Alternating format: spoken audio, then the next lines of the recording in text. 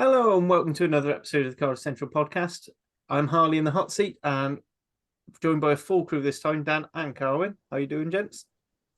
All good, Tap. Yeah, Thank you, good. Carwyn, for again making a hand gesture instead of speaking on a I was mainly letting audio Dan go pod. first. Dan go first. No, good to be After back. saluting. So another mixed bag for Cardiff. The Rags won.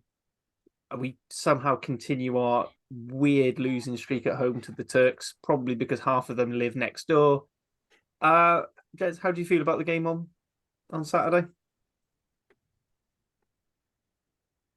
Frustrated, probably a word.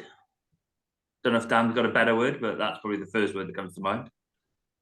Yeah, I think that was the disappointed as well, but mainly frustrated that it was there to be won and we didn't win it, pretty much. Yeah, it was definitely a game where you look back at it and you go, you've got to give, not reluctantly, got to give Scarlets credit, especially when three of them were in my household when I got home. But you've got to give them credit, especially for the fact that they played the big moments and they won the big moments. You look at, the Blaine Murray's tackle on Hamer Webb's probably an obvious one there. The Plumtree turnover, the scrums, certain penalties there, they won the big moments. They capitalized on the big moments. They probably, decisions wise, it was probably a bit 50-50 because, yes, they had a forward pass, but we were discussing pre-pod whether or not that's a penalty try is another question. But I think there were lots of things in that game that Jockey will look back on and go, we should be better. And I think that would be the frustration. But yeah, I think it's a positive thing for Welsh rugby in terms of Scarlets being closer than I expected them to be this season. But yeah, from a Cardiff perspective, definitely a frustrating one. Yeah, and I think Colin's exactly right saying about the big moments, and those are the list, the Scarlets one, and then you can list for Cardiff 3 times we should have scored immediately after half time. We have the popping the ball up in contact and getting turned over. And then what do we have? 3 or 4 chances once we finally got into the Scarlets 22 when they had 13 men. Obviously, even when they go straight down to 30 men, we knock on immediately in our own 22. And over the last few weeks, particularly away at Scarlets, a bit at home to Zebra, and then in the second half against Glasgow, we were winning a few of those moments and giving ourselves a chance and getting points on the board. We just didn't do that on Saturday, essentially. Particularly those 3 opportunities in the Scarlets 22 straight after half time. We blow them, concede 2 penalties, and next thing you know, Johan Lloyd's wriggled under Josh McAnally and they're under the sticks. And at that point, you're chasing. And Cardiff, we're not a great chasing team. We're not a great team playing against sides who've had yellow or red cards as well. Like, I don't really remember us ever in the last, well, certainly over the last 10 years, sort of going through a period where every time the opposition go down to 14 or 13, and you'd go, oh, we'll definitely score here, because we just seem to put this massive pressure on ourselves to immediately capitalize. Like, you look in that spell against 13 men from 65 to 75 minutes. When we did get the ball back eventually, we're desperately trying to get the ball out wide when it's not even really on. We're desperately trying to make the last pass when if we do get into that wide channel, to capitalize on it. You don't need to do that. You can just attack in the same way, be patient. The other team will run out of legs and they will run out of men eventually. You don't have to force things all the time. But I thought it was a little bit around.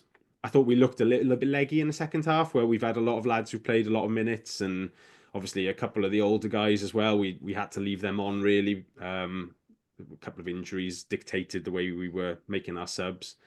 And then I think it probably speaks to how we're still adapting to the attack with the new players that we've got. Spoke about it a few weeks ago on the pod, but we are a slower team now. We have the players that we're picking at the moment are slower than some of the guys who have left or who are not available. I think you go through the list. You have Sed Davis, Alex Mann, Thomas Young, Mackenzie Martin, James Botham, and then Thomas Williams were all quick, fast, high tempo players.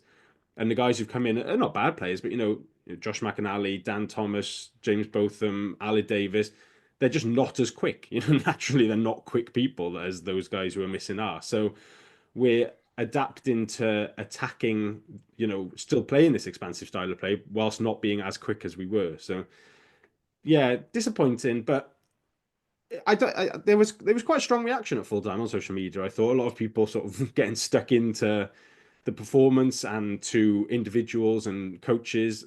I didn't think it was. I've certainly seen Cardiff play a lot worse than that, and I'd be a lot more worried if we weren't in the position to win it. If we were miles off and we weren't in that last 5-10 minutes basically camped in the Scarlets territory, just figuring out how we should be able to win it. I'd be more concerned if we were, stuck in our own half with nowhere to go. So yeah, it's disappointing, frustrating, just not clinical enough on the day. But I don't think it's like massive panic stations, we're never going to win another game again type thing. Just quickly on the, first of all, Dan mentioning the criticism online of individuals. One of them was criticism of Hamer Webb, which I think Dan and I assume Harley as well, but all agree that sort of not his fault, that one. One, it's a very good tackle by Blair Murray, and two, possibly the play before that should be slightly better. But I do think a little bit of the frustration is when Dan's talking about playing against 14 or 13 men, that moment was against, I can't remember, I think it was 13 at the time. And you take that opportunity and you're probably looking at it going, oh, well, Cardiff have scored 14 points while they're down, while Scarlets are down a man, which is very good, by most metrics. So I see Dan's point. I do think wider to Wales. You look back at when Wales have been up against 14 and 13 men, we've been really, really poor.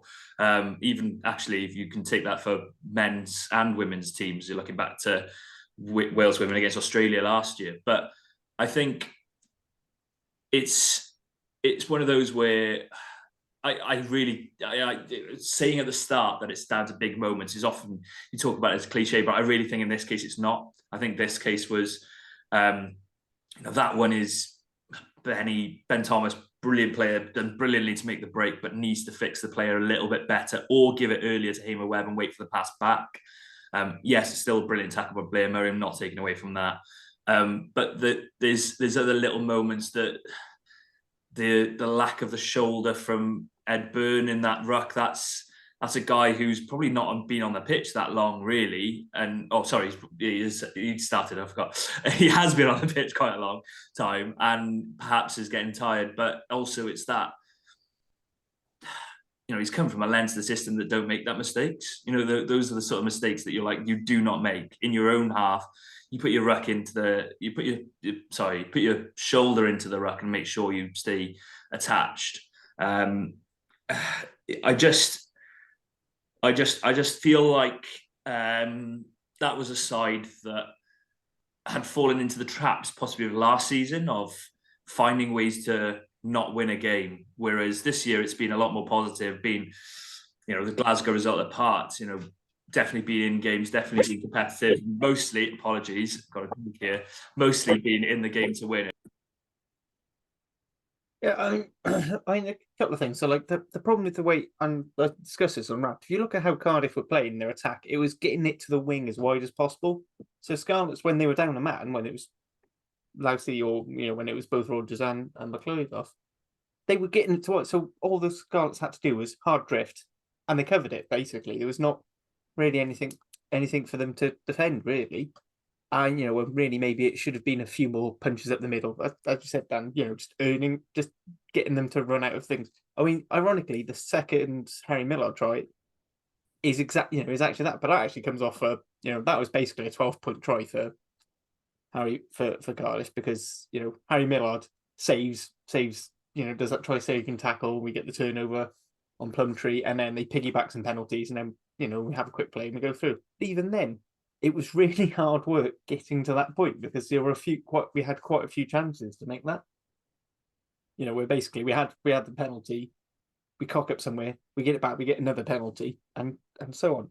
I mean, for me, one of the big differences when you look at it, you can, both teams had one great chance of scoring a try, done by a try saving tackle. both missed a conversion. The big one for me is Cardiff just point blank refused to take any points, and Scarlets did, and those points were it on a day when neither side were attacking particularly well. And actually, I think it was a theme across all four Welsh sides. Actually, I don't think anyone was attacking particularly brilliantly. I don't think Scarlets worked particularly hard for their 2 tries. Their 3 tries. I mean, the Johnny Williams one was just, well, we're gonna have 2 big lads run at Callum Sheedy, and he sort of can't make the hit.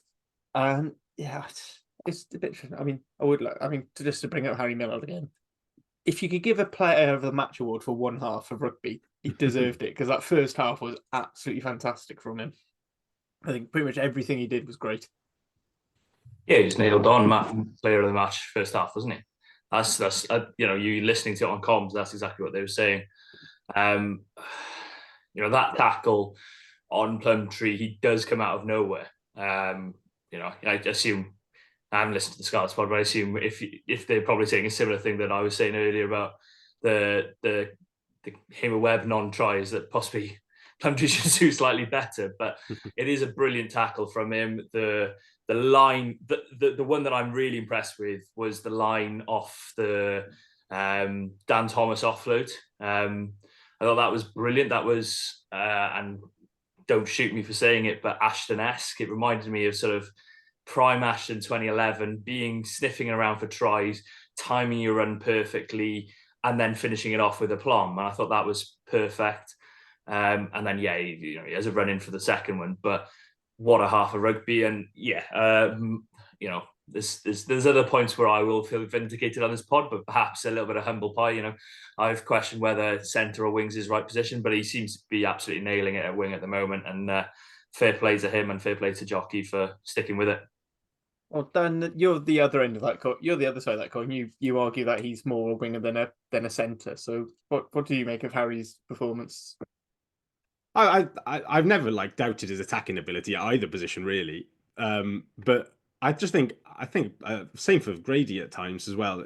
The beauty of that try as well as the line off the offload, is that he gives the pass at first receiver initially, and he's come in off the left wing and stood there. And I think maybe we probably don't do this enough at all at Cardiff, is to give those players the license to roam like that and just sort of slot in around them.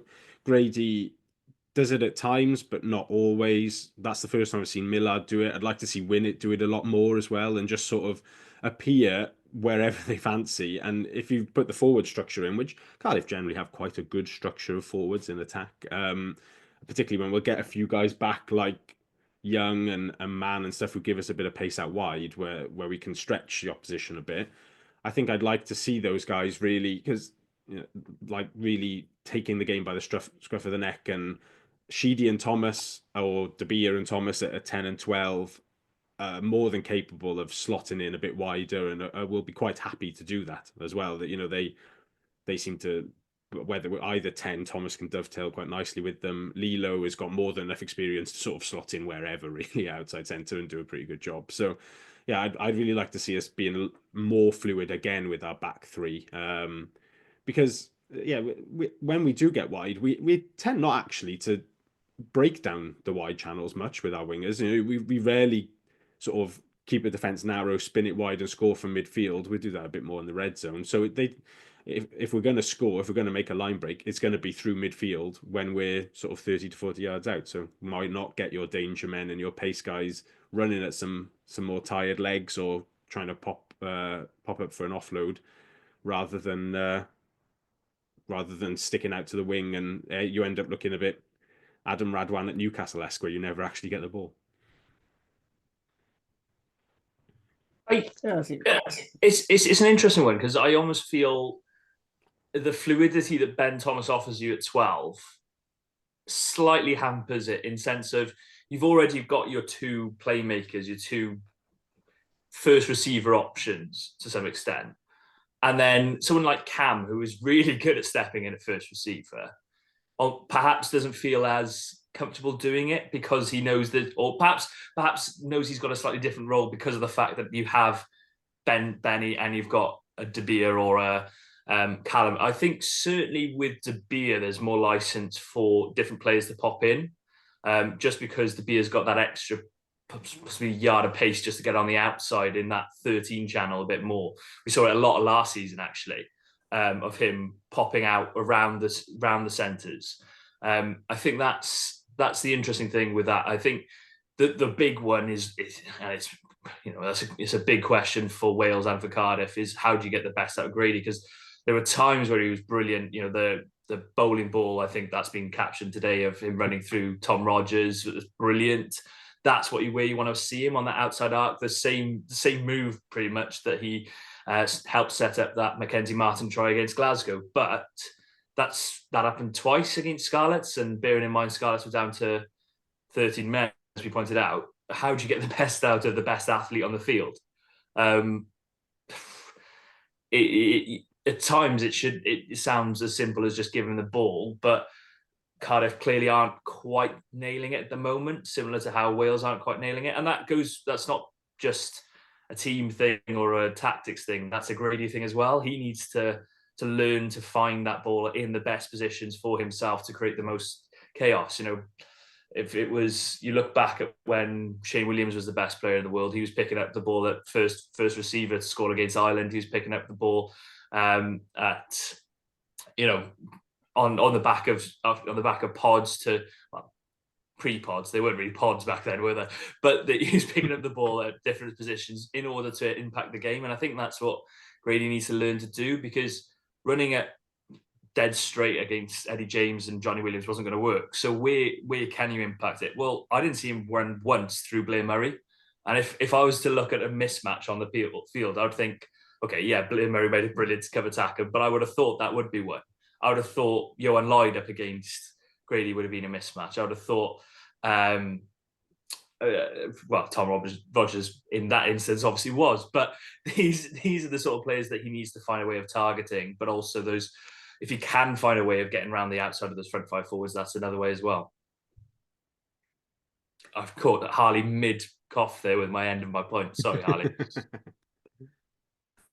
Yeah, sorry. Yeah, I agree with Grady. One thing when you talk about that bowling ball thing is what the other thing is, because he's arced across so much width. Actually, you see that the two players outside of him who he's going to pass to are now in like the 5 meter channel, and we're almost doing the opposite. We're compressing ourselves and not the defense, because sometimes and it's the sort of thing that like coaches yell at their teams from minis and juniors all the way up to international levels. I actually disagree. I don't think he necessarily needs to run at the obvious choices like the smaller back. I'd like to see him targeting big forwards more, because I think big forwards think they can take him and then he powers through. And I think some of his best busts have come up in the midfield. Now, I'm not saying that means he needs to be a 12, because I feel like when you're at 12, everyone's expecting that 12 carry. It is that sort of late pot. You almost want him. I don't want to give two secrets as 7, but you basically want like your typical pod, your 3 forwards distribute each other, and you almost want him coming through, a bit like how Ireland were trying to get round South Africa's defence. Is he basically blasts through the middle of a pod, and he's almost like a second tip. Becomes this sort of inside tip. Basically a tip inside the tip, and then cuts through there, and and just catching people off guard. Whether or not you can get it to work, because it's something we've tried, and the timing. Like getting the timing is ridiculously difficult. I'm really sorry, Harley, but are we still running with the tip inside the tip? Because even as a 28-year-old man, I find that one of the most euphemistic things I've ever heard. Look, this is just the way. Considering what Old Pens are known for, which I've found out since agreeing to play for them. Play is a very loose word. I'll be honest, tip inside the tip is the least of my concerns. Right now Carmen's derailed the pod, because if it's not me on the magic roundabout, it's got to be Carmen finding euphemisms everywhere. Dan, do you want to bring us back into some sort of sense? I don't know how you follow tip inside tip. Trying to think of something vaguely sensible to say on the back of that. Teddy Williams had another very good game. Teddy Williams was good. I thought I think one thing I would say, actually, just to maybe for Jockey to consider after the game, was that I thought he went to the bench too late for some of the tactical guys. He waited until the Scarlets went down to 13 to sort of bring both them, Mac and on what together. I'd have maybe liked to have seen those guys come on a little bit earlier and have a bit more of a run. I obviously don't know how fit both of them is or isn't, but Mac's been playing pretty well recently. I thought Alan Lawrence battled hard and was was sort of slugging away with for little reward really on the day, and that maybe hooking him a little bit earlier might have been a little bit more sensible. But yeah, Teddy was very good. I thought Dav Hughes was good off the bench, coming on a bit earlier, considering it's only like his third competitive game for Cardiff, and he's been here pretty much 12 months now. But yeah, he's going to have quite a lot of game time over the next 2 to 3 months. So it's encouraging to see him looking fit, working hard, looking quite physical as well around the park, and line-out throwing was good. And then I just thought Lilo looked like somebody who finally did need a break. I know we've been saying it every week in the team selection, but it's finally got to the point now where I think, yeah, we'll do team selection for Edinburgh a bit later. But I hope to God that Jockey just says to him, "Let's stay at home this weekend, fella, and rest up for Ulster," because maybe you continue Nick Williamson doesn't leave. Yeah, Wales. That's fine. Even dragging him up there as a travelling reserve would feel harsh at this point, I think. Cohen, any other points other than things that snigger in the back of the classroom on the game, or shall we move on? No other tips for Jockey. I think I think I if you look at it so far as a few games, I think there's a lot of positives, improvements from last year, and individuals performing well at times. It's not quite cohesive enough yet. I think that's the big one. I think you would expect that with the turnover that Cardiff have had. I know perhaps it's not the turnover that other regions have had, but it's big players and it's those big positions, scrum half. The way Thomas was key to how they played, especially with Bevan coming back late. I think it's important to note that there's still a lot of development to go in this side, but over the next couple of months, I think Cardiff really need to kick on, because that did have a little bit of last season feeling about it in terms of coming within 7 points and not coming up off with a win. So I do feel that Cardiff have turned a corner at the start of the season. I'm very hopeful that it continues to be that way, and that it's not a sign of things to come, but rather than an anomaly, which I always struggle with, for the rest of the season. Yeah, absolutely. Do you agree there, Dan? Yeah, we have to get back, and I don't think we will get back this weekend, probably. But I think losing to Glasgow and Scarlets now puts big old emphasis on that Ulster game at the end of the month. Like if we were to lose 5 in a row going into, would it be 5 in a row? How many we lost in the moment? 2 in a row. 2 in a row. So yeah, if we lose to Edinburgh, it'd be 3 in a row. If we lost to Ulster, then with 4 losses in a row, 3 of them at home going into that international break, yeah, there's going to be difficult to sort of dig any real positivity out of that. So yeah, I think this weekend now is a chance to get some lads up to speed, probably who haven't played much, either through injury or just not being selected.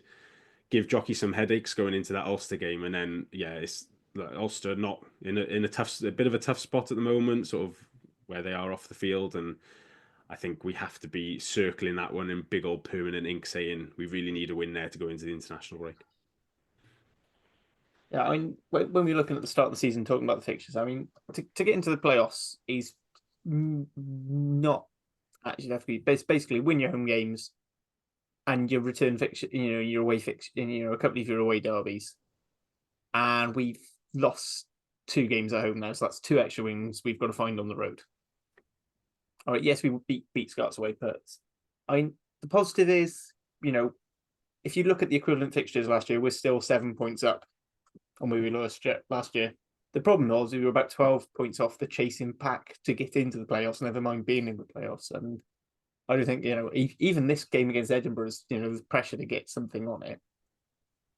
And, I'll do it. The good thing is, the first 3 fixtures we got try bonus points. This is the one we dipped, and we've only scored 3 tries, which, based on last season, actually only scoring 3 tries is still pretty good. After talking about how naff our attack was, I think, should we go on to Edinburgh and push that? I was, a couple of weeks ago, I was thinking, do you know, actually, this is quite a winnable game, because Edinburgh really struggling. They've gone through there. The game against the Stormers, however, is making me question that one a little bit, because it almost feels like they've had just enough of a boot up their arse to give a shit again. Yeah, it's almost like they were 48-0 at half-time and then decided, all right, guys, we can't keep playing like that we are for the rest of the season, wasn't it, against Lions? Yeah, I think I do still think it's winnable. It's just what sort of team are going to go up there? What sort of team Edinburgh are going to have available? I think that's the big question. Obviously, for those who don't know, we record this on a Wednesday, so team news hasn't come out. But the situation, what was suggested post-match by Jockey, you see what's happened at Ospreys, where there's a number of Wales internationals not going to be available for their trip. I think it could be a similar situation for Cardiff. So if that is the case, and Jockey shuffles the pack, you'd expect, speaking of cohesion and players stepping in for other people, you'd expect a certain amount of disjointedness, maybe to some extent, even though we know that Jockey's got everyone, it's quite clear how that succession plan works in Jockey systems, and how everyone seems to have a plan of fitting into a role, following in a position. For instance, if Ben Thomas doesn't start, we know there's another 12 option that's going to be exactly the same as him. We know there's other players, for instance, Thomas Young will slot in probably if he's fit. And so I think there's a lot on team selection this week, but also Edinburgh out in Scotland on a different proposition. So I think that could be a difficult proposition to handle, even though the weather here isn't particularly great. So it's probably exactly the same weather as we'd be going up to. But I still don't think it's a loss game. I don't think it's a game where you go, oh God, this is a too strong a team to take on, because Edinburgh clearly aren't the side they were March, April time last year, where they were tearing it up. They're a little bit behind that, to say the least. Or last season, I should say, rather than last year. Anything you want? I've watched exactly 0 minutes of Edinburgh this year. So I can offer you very little insight into Edinburgh at all. I think, we are obviously going to take a change team up there. Cameron's right that it might struggle to hit the ground running. I suppose the opposite side, but hopefully the opposite is that there's not a huge amount of pressure on them. The boys that go out there, there's places to be won. There's opportunities to impress before international squads are named next week. And if they, it's a pitch that we're relatively familiar with, being artificial. If we can hit the ground running early doors, which we haven't done very well this season, we haven't got off to many flyers. But if we can do that and score early and put Edinburgh under a bit of pressure, then we know from the last sort of 18 months, so we're pretty good at hanging in games. Very few games have got away from us at any point in that time. But I think potentially the issue will be that we'll take a slightly lighter pack up. We'll lose a little bit of a physical edge, and Edinburgh sort of generally are pretty strong in that area, even when they're struggling in comparison to their neighbours of Glasgow. And that, I think it's likely that they'll name a relatively strong team on the basis that I assume their Scottish internationals will go into camp and so won't be playing, because they're playing on that very first weekend of November, Scotland, aren't they? They've got an out of window test, which Wales don't have. So it's likely that for a long time. Yeah. So it's likely that the Scottish boys won't be coming. I think they're playing Ospreys in Swansea next week, the following week then. So likely that the Scottish lads won't be travelling down for that one, so that they'll get their last sort of couple of pennies worth out of them this weekend before changing things up to play the Ospreys. So yeah, it'd be a tough one this weekend. Don't massively foresee us getting much out of it. I think it would be very impressive to get a win there, but if we can just show a bit of progression in the attacking game, look a bit more clinical, because we're going to have to be clinical. We're not going to have as many 22 entries this week as we did last week. And most importantly, I think just no soft tries, like make them earn any tries that they're going to get. Like, obviously we know about the Glasgow ones. There was one or two, like I thought, particularly the Gareth Davies' second one where Lloyd goes under McNally, but also Davies' first one as well, where Johan Lloyd sort of with a latch drives us back sort of 10 to 15 yards in one tackle. That shouldn't be happening. So if we can bring a bit more edge, bring a bit more pace, and if we can bring a couple of lads back with that intensity to the line speed, then that's what I'll mainly be looking for this weekend before getting caught up in any scoreboard watching, I think. Yeah, if you just said that Lloyd was going to win player of the match from the moment that he's tackled with De Beer and the moment that McNally's clearly got him wrapped up, you'd probably think that's not happening. But so those, as Dan says, talking about moments again, those were key moments. But from an Edinburgh perspective, just Muncaster scored 2 tries on the weekend. I'm quite excited to see him. I must be honest. Like Dan, I've seen very little of Edinburgh this season. He looks one hell of a prospect. Well, he's not that young anymore, but he's a talented boy, and someone I'm excited to see. Yeah, Sorry, absolutely. Not really adding anything from a Cardiff perspective, but watch out for him, I suppose. I mean, the Edinburgh coach has come under a lot of fire, managed to pull that thing out. What I would say is the last time that particular coach was under fire and Cardiff came to visit, it came quite well. It's definitely not going to happen again.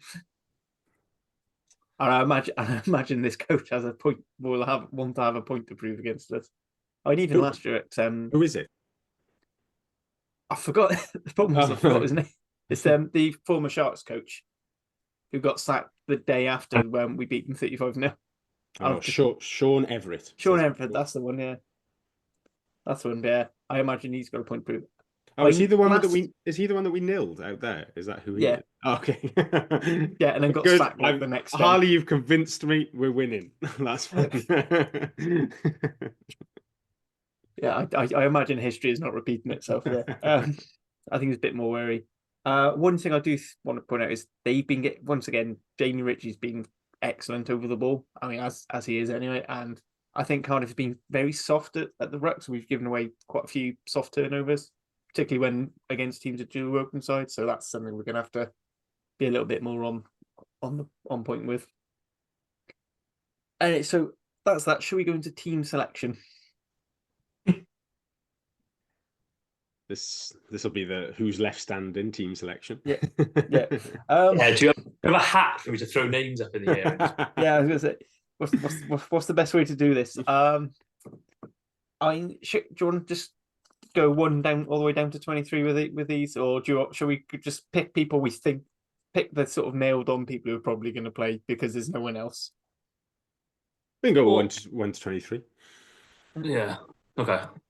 So Domachowski didn't quite make the game last week, but presumably fit.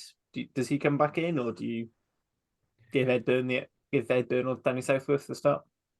I expect one of those two would start, surely. If we're talking about Wales internationals that go in, I'd expect one of those two starts. I do want to caveat this with we're assuming that Wales internationals are being told they're not allowed to go.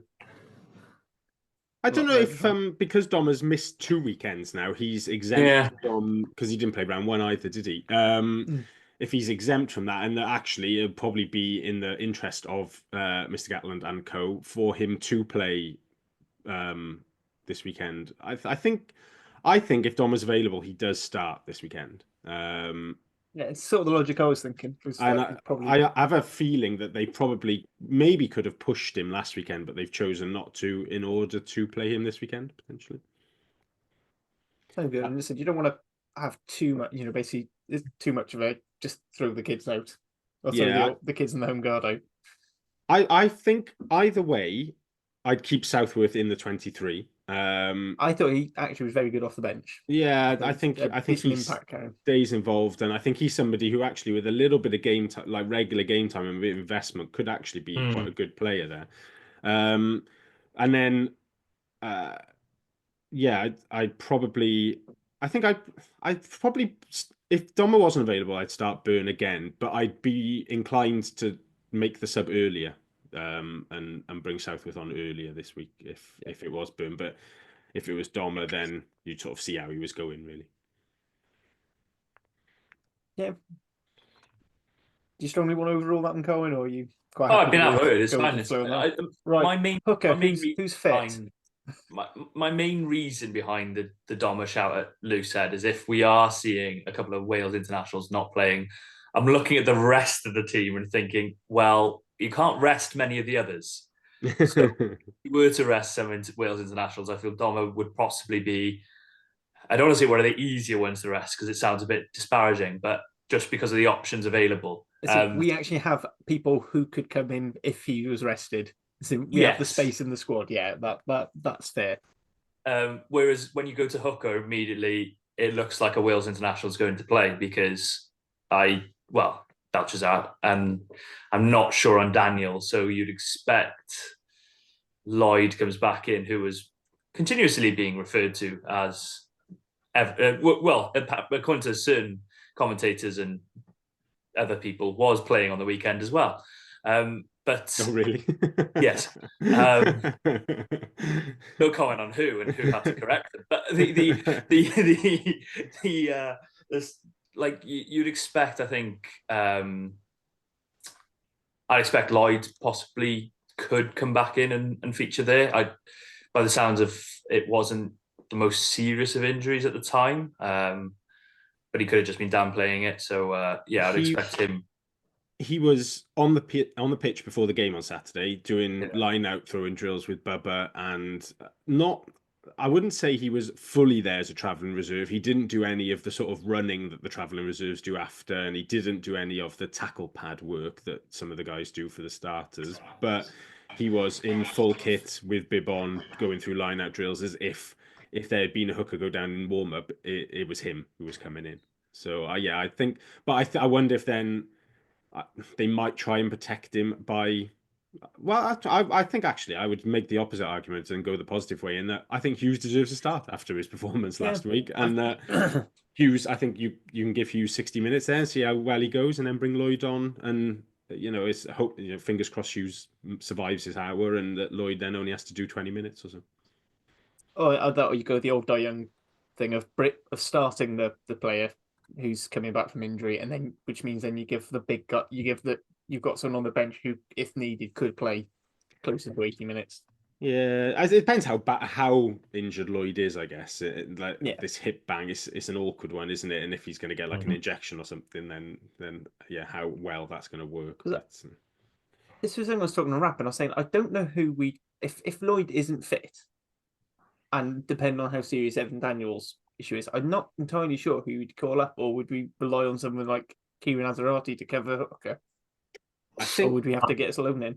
I think Gavin Parry from the Rags is somebody who was with the academy last year and who played for Scotland under 20s over the summer. I don't know exactly what he's doing aside from playing semi-professional rugby for the Rags at the moment, but having been part of the academy last year, I'd suggest he might be somebody who could be called upon if need to. He's a little bit, it's not, I don't look at him and immediately think he is fit enough to play 80 minutes at professional rugby level, but he's a big old boy and he could do a job. So I wonder if he might go. Otherwise, we're sort of ringing up local Scottish clubs and asking if they've got anybody available. Maybe ask for end of the pod, Craig Manson, if he fancies unretiring and going into the middle of the scrum. Tight head then.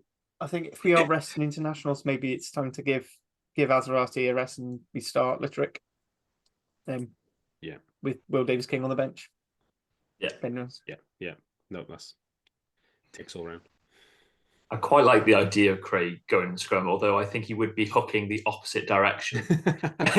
he would actively kick the ball to Edinburgh.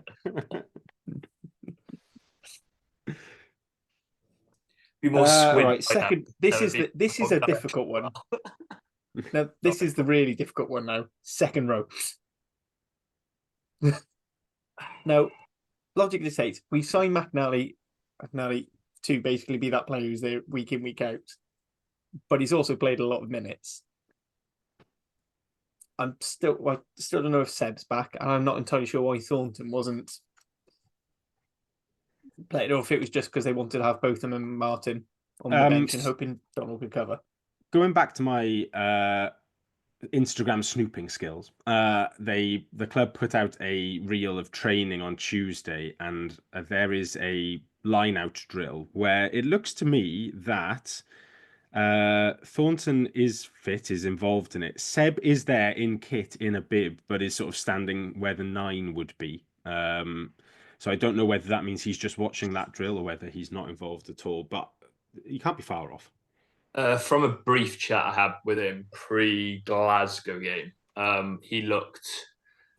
He said, I think he said that he was touch and go for this one. Maybe Ulster was the situation. So he's in the frame, both physically, as Dan's mentioned, and metaphorically. But I think it is. I'd be surprised if he's brought straight in. I'd suspect if he's involved at all, it would be bench with Thornton starting, which then I would suspect McNally's got to play, because I would have thought Teddy's the one who misses out because of Wales. But then again, is Teddy really in the Wales selection camp? That's probably one. I think we all agree he should be, but it's probably a debate whether or not he's one of the ones that has been singled out for being rested for that purpose. Yeah, I look on that video is Teddy who's being thrown up in the line-out drill.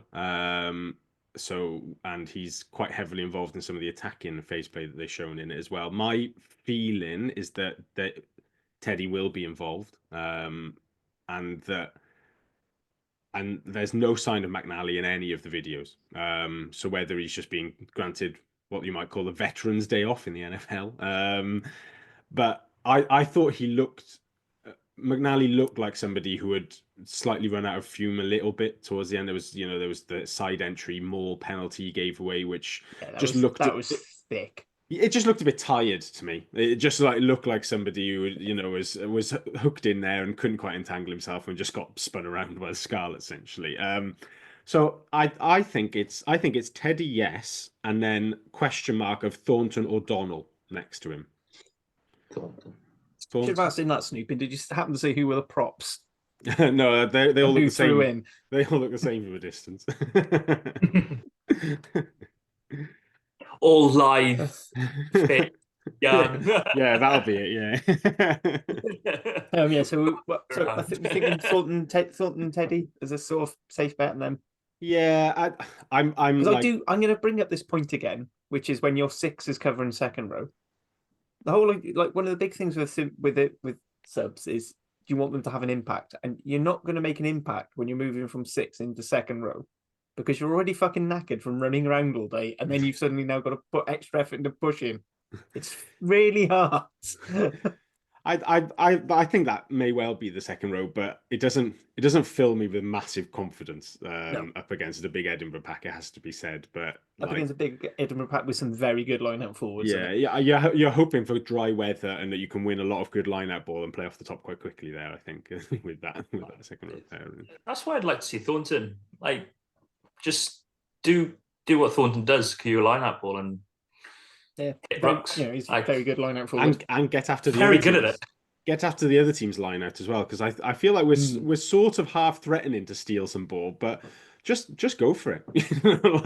It feels a bit like we're sort of start thinking about staying on our feet as well for the next phase. I just think if you've got quite athletic tall blokes in your pack, then get up and cause them some real problems. Yeah, there's a certain 6 down a couple of miles down the M4 to the east playing very well, doing exactly that actually, isn't it, Dan? Yeah, yes, there is, yes.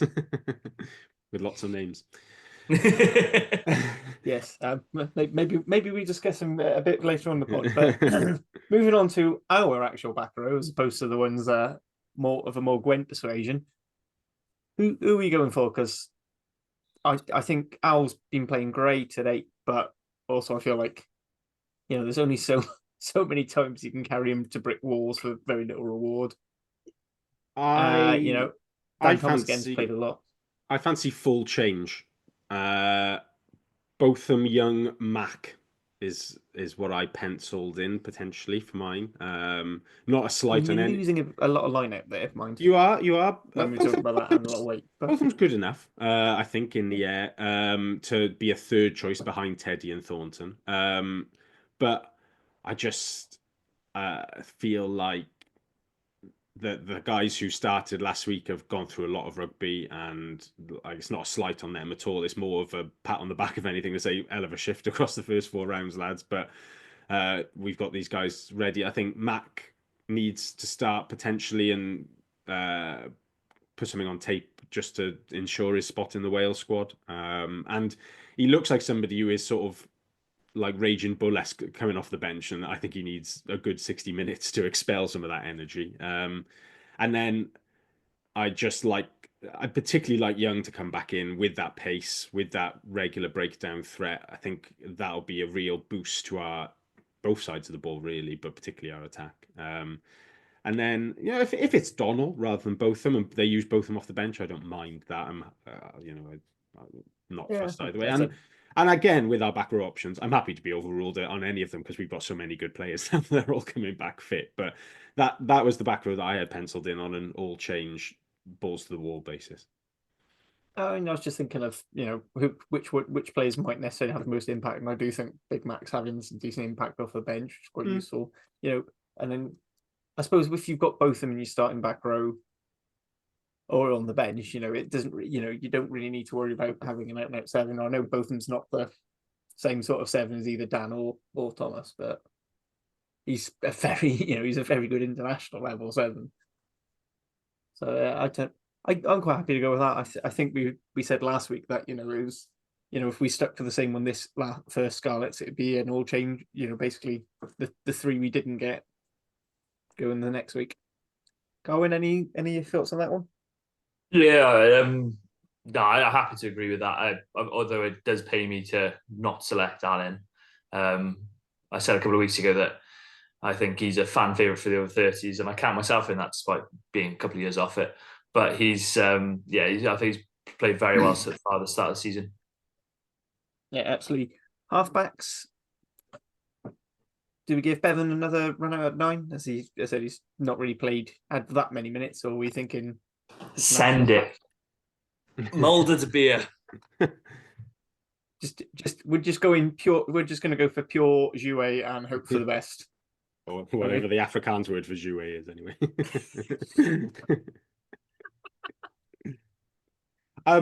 There's no sign of De Beer in the training video for Tuesday. I was worried about him going off. It didn't. And part of me thinks, they say you come off with a hamstring problem, but it's actually forced De Beer off, which makes me think it might actually not be attached to the bone or something like that. But because he's like so indestructible, he's just sort of wandered off with that. But like he actually has no hamstring left anymore. It's literally just the bone. He's doing it out of sheer will and spite.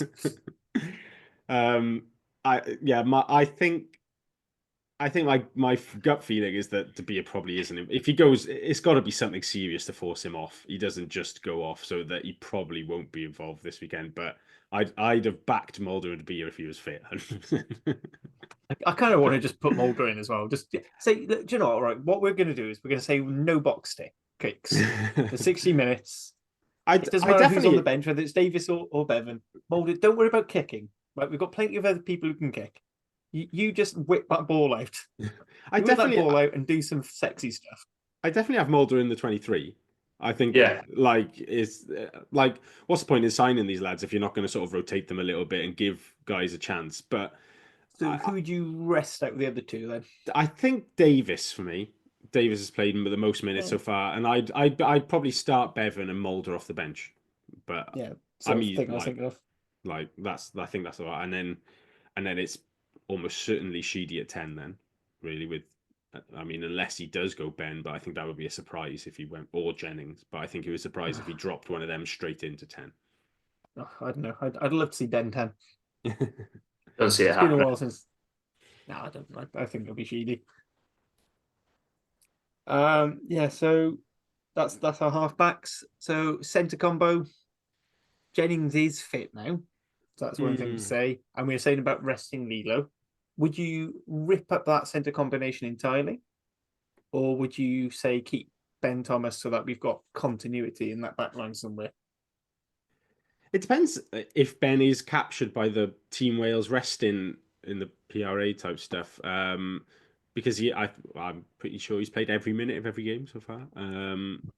So if he is being forcibly rested, then yeah, you can't pick him. If not, I think you still just keep picking him. To be honest, I think even if Wales are trying to force him, say yeah, you can rest for just tell the game, ref your name's Rory Jennings or something like that, and then he like runs on.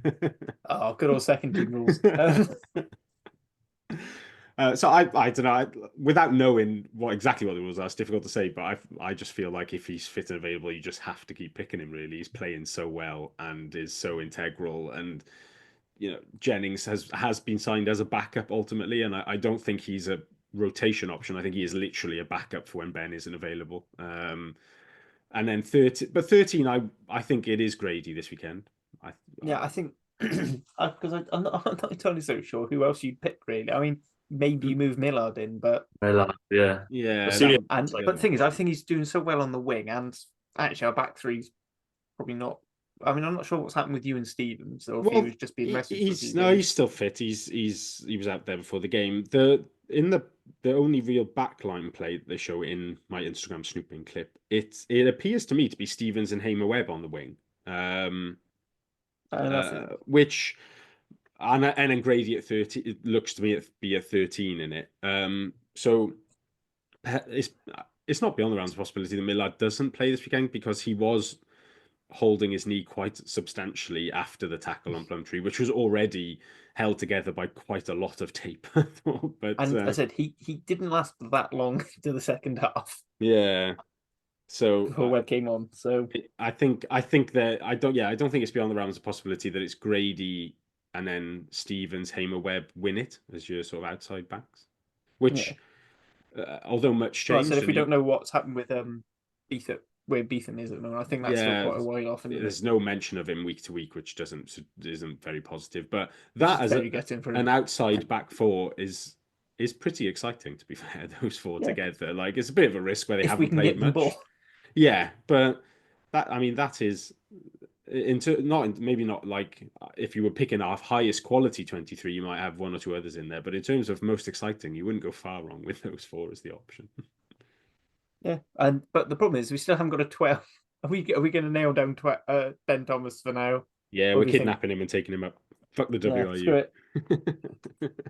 Tell him he's Beetham. Definitely that right. NWA impression there. Right, so starting lineup of Domachowski, Dav Hughes, Reece Littrick, Rory Thornton, Teddy Williams, James Botham, Thomas Young, Big Mac, and then in the backs we've got Bevan, Sheedy, Ewan Stevens, Ben Thomas, Mason Grady, Gabe Hamer Webb, and Cam Winnett. Pretty happy with that starting lineup. Yeah, I mean, Winnett's the other one who may come under a WIU rest thing. I don't know, but if he doesn't play, then who is? I literally don't know who the other option is. You're looking at maybe asking. Gabe has played there a little bit when he was down under, and then when he was at Southland in New Zealand, he wore 15 once or twice. But yeah, I wouldn't be massively convinced by any of our someone other else. I'm sure. Oh no, that was. I think Stevens has played 15. The only other thing I can think of is we're calling up one of the right. We're calling up like a Matty Young. Yeah, Matty Young could step in. He'd been all right maybe, but that's a big old ask to suddenly go and make your debut away at Edinburgh. Yeah, exactly. I mean, I feel like it's one of those ones where Gats is, Gats saying you've got to rest these players and saying we actually can't. All right, Gats, get us Nagy. Send us Nagy because you've got the power to do that. Walsh. I've got to stick with my Swansea University or you and boys. Rosser. If we're going for going elsewhere. On the bench, then it sort of starts picking itself basically because of injuries and potential rest. So I've got Evan Lloyd, Danny Southworth, Will Davis King as our replacement front row, and then I've got Seb penciled in, maybe Ben Donnell in the 19 jersey. I think Donnell.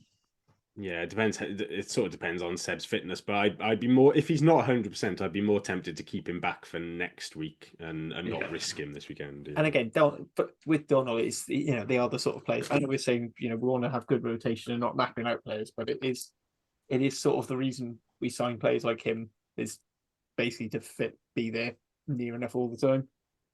So then number 20 jersey, I'm probably going. I mean, if we've got Donald in 19, I'm probably leaning towards Dan Thomas, or it's either gonna be Dan Thomas or Big Al. I was thinking Number 20. Big Al because if something happened to Young, then both of them could play at 7. Whereas if something happened to Big Mac, then you haven't got an Both of obvious them could play at 8. big. Well, but then we have got he 6. can, but you yeah. lose the big ball carrier. I think Yeah. if something happened to Big Mac, then so I'd be tempted to go Lawrence in 20. Yeah, I agree. I like that. And then we all want Mulder and for pure chaos. Yeah, Mulder. I think Jennings probably makes his debut in the 22 jersey then. Yeah. And then 23. I mean, we were talking about maybe not having Matty Young in, but yeah. Well, I was thinking if Millard's fit, he probably wears 23 there. But if he's not fit, and you're looking for a young lad to make his debut, maybe not Young, but maybe Bowen, second hat trick last week. And again, covers wing fullback. I mean, you probably want to stick him on the wing for a debut at senior. Yeah, I think he's looking quite good for the Rags. Because Jennings can do 10 and 12, and then if something happened to 15, you could probably nudge Ben Thomas back there or something. If you really had to, I'd rather not. But and then there, or I said, I'm sure Ewan Stevens actually has played a lot of 15. I'm sure when we signed him, he was a sort of wing come fullback. He's definitely never played fullback for Newcastle, but he might have at younger level. Yeah, I'm sticking Tom Bowen in, and just because we might as well be vaguely excited with some of these selections. Yeah. So that's our team. Dan will post it out at some point after the pod being released. So look for if you are, please I might put a message on the post say please listen to the pod before asking why so and so isn't playing. I think two things I would ask. People listen to the pod, and also if you're going to say, oh, you can't pick X player, you have to pick somebody else, because we can't just turn up with 22 players. You have to provide an alternative. That's the new rules. Otherwise I'm starting blocking people. That's the next level. Absolutely. And as we've mentioned, Tom Bowen getting another hat trick. Shall we pick up after the defeat and talk a little bit about the Rags' resounding win? I think it's fair to say. Yeah. Probably not as resounding as resounding. Yeah, it's a bit strong as it should have been. Let me have some hyperbole. It was a good win, but over winless Swansea, I feel like they might have had half an eye on the sort of the double bonus point and sweeping them aside a bit quicker. They started slow, went 10-0 down, then recovered. Early second half have obviously blown them away, and it was 38-21.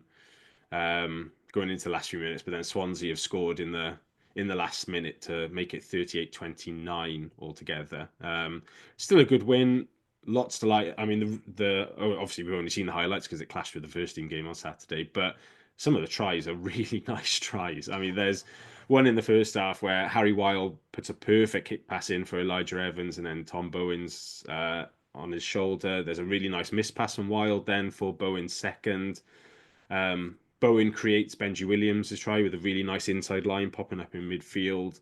So, yeah, really good rugby from the Rags. That young back line is clicking. Steph Emmanuel with another interception try, which has been like as good as he's been with the ball. It's becoming a real thing of his. And if you watch, I'd urge you to watch the replay on or the highlights on Twitter. Find it out on the Super Rugby Cymru one.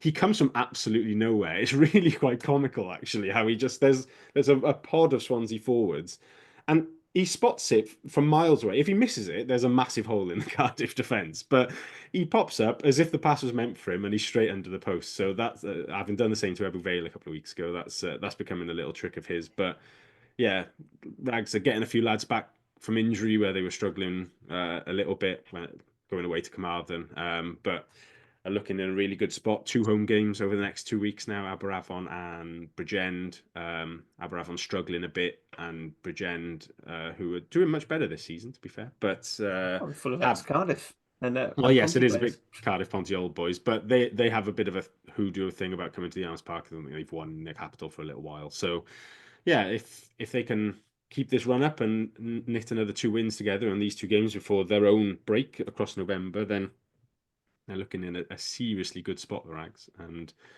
it won't be long before, I know we've mentioned Bowen on the bench this week, but it's not going to be long before we're seriously talking about some of these lads coming into first team reckoning, like Steph Emmanuel's looking very good. Elijah well. Evans. Yeah, Elijah Evans is looking really good when he's fit at 13. Matty Young, Cody Stone's back fit, who's probably a year away slightly, play for the 20s again this year. But, particularly in that back line, there is some serious talent there. And it's going to make some interesting contract renewals and some interesting squad planning debates over the next few years. But all good ones, no scrabbling around for players, certainly. We're talking about players stepping up. One player who's sort of been sat around the Rags for a while. I'm sure you know where I'm going with this, Dan. But if we are short in the back 3, Dewi Cross, like you could do worse than an out-and-out finishing wing, could you? Or do you think he's probably not quite got enough to step up? Oh no, I think he's there. I'm perplexed that none of the Welsh sides have even like chucked him a phone call or anything. I don't, as ever when discussing the semi-pro guys, it is difficult because you don't know exactly what. I know what some guys do, but I don't know what Derry does aside from being a semi-professional rugby player. I don't know what his other career is. It might be the case that he can't just give it up for a 3-month short-term deal, or it's not in his best interest to do that if that's what he's being offered. And I can't imagine anyone's offering lads stepping up from the SLC more than sort of a 1-year deal at this point. They're going to have to prove themselves. But yeah, I am surprised, and I just think as well from a Cardiff point of view, because obviously we signed like Stevens this summer and gave him a Webb over the last 18 months, and not to take away from them at all, but I would like to see us dip in and sign a semi-pro player from the Rags just to validate the fact that it is a legitimate pathway. And like signing for the Rags, we had the whole Ratty thing, and we've run with that for a while. That coming in and spending the summer with the Rags and then stepping up and training with the first team can lead to a pro contract. But that was, 6 years ago now, I think it was, that he stepped up. And so I would just like to see us do it again, and it makes it easier, I think, for the Rags to recruit good level semi-professional players who've just come out of the professional game, and we can have a look at them. And ultimately, the Ratty experiment worked really well. He went on to become an international player and was a massive benefit for the first team. So if that's the case, I don't see why we wouldn't do that again. But yeah, on Cross in particular, he's clearly too good for the Super Rugby Cymru. So I am surprised that he hasn't taken there isn't been a contract from one of the Welsh sides or from like an English Championship side or something like that. It is especially surprising this season when you see Dragons starting the season with a couple of back 3 injuries. Hewitt's out long term. Ross is now out for a bit. I know Scarlets have got seemingly a policy of they pick a guy at fullback and then shift him over one, and then the next guy gets injured and then they shift the next guy over. But it does seem to be that they're short. They're missing Steph and Tommy Lewis long term. So yeah, 100%. You look at, they probably want to. Well, their situation is slightly different because they do have this ability, as I mentioned. You can move Tom Rogers over, you can move Johan Nicholas over. Push comes to shove, I suppose they can move Johan Lloyd over, but I don't know who'll be moving him. But they've got guys who can slot into that winger position. It could just be a situation of teams don't have the budget really to employ a 5th winger at the moment. But I completely agree with what Dan says. He looks spot on, available to make the step up, and on Elijah Evans, Steph Emmanuel, they look a class above him at the moment. There's Cardiff at top of the table for a reason, surprisingly. I think start of the season, I don't think many of us would have picked them to be top of the table. I think the big game at the moment, the big game this week will be how Bridgend go against Ebervale. because Bridgend host Ever Vale. The way Bridgend have been going, they've been firing the last couple of weeks. Helps when you talk about players being in a class above the league. Well, Ed Howley's one of those. And so I think that'll be an interesting battle in the Super Rugby Cymru. And then, Bridgend coming to Cardiff Farmers Park. Yeah, they don't tend to do well there, but this is a new and improved Bridgend side, so it could be a big test for Cardiff. Yeah, should beat Aberavon, though. Should beat Aberavon, I would say. Anyway, I just realised with all the Edinburgh talk, we didn't do any predictions. Do you guys want to do just quickly do your predictions, or just say no? We're not predicting this. Yeah, no. It hurts. Unless we have a team, and then it'll be a good Yeah, point. it is definitely. It could be. I think I had to, because I had to nail my colours for maths. I think I picked Edinburgh by 6, and I trusted us to just about stay within 7 again. But yeah, it does depend. We said this season would be different. I've yet to see any evidence. I'm hoping for the reverse psychology, because I picked Scarlets by 8 and then we lost. So if I pick Edinburgh to win, maybe we win. I don't know. Maybe my predictions have gone completely to pot now. Should we move on to sort of the international game? And I think some very important things that need to be talked about with Team Wales. So let's talk about that win against Japan. I'm yet to remain convinced. I don't know about you two gents. For obviously, people aren't where we're talking about Wales's 19-10 win over Japan in WXV2. I'll be honest, it was a proper shonky performance. It reminded me very much of the Italy game, where they were able to just about get the job done over a side they maybe should have done a lot better against. Yeah. As in, I don't think there's many maybes about it. Played well in parts. I will give them that, especially sort of, I think it was about 10 to 30 minutes. They played quite well, Wales. Scored 2 tries, had another chalked off, rightly so, by the way. And then second half, I don't know if anyone's been watching the Craig Bellamy sides, but it was a bit like the football side, where they play for 40 minutes and then just shut up shop, and bar a Jazz Joyce interception, it was a little bit Japan heavy for a second half, in my opinion. Japan showed some nice touches. I really like their fly half, whose name, I've got to be honest, escapes me at the moment, but really like the way they were trying to play and the way they were trying to attack. But Wales, I did see some positives. I really liked the interplay between the back row, and I know that's what you'd expect of a world-class back row, but there was interplay between them. There was attempt to pop the ball inside and outside. I think it was the Kira Bevan try. All 3 back rowers involved in setting up that try. I think it was an inside ball from Callender to Butchers to Lewis, who then feeds Kira Bevan. That's really nice. I thought the interplay in the front row looked good as well. Cecilia to Karis pop passes, things like that. That looked like development compared to where we were 12 months ago. I'm not quite convinced that the power game that was there 12 months ago has increased. If anything, I get the impression, whether or not we've actually got to take a step backwards, or it's just simply that everyone else has improved exponentially. Perhaps a bit of a mix of both. That seems to be lacking. Jazz at times does resemble a one-player team in the backs. We talk about running sideways. Does tend to do that a little bit. Looks like she could do with someone coming on an angle.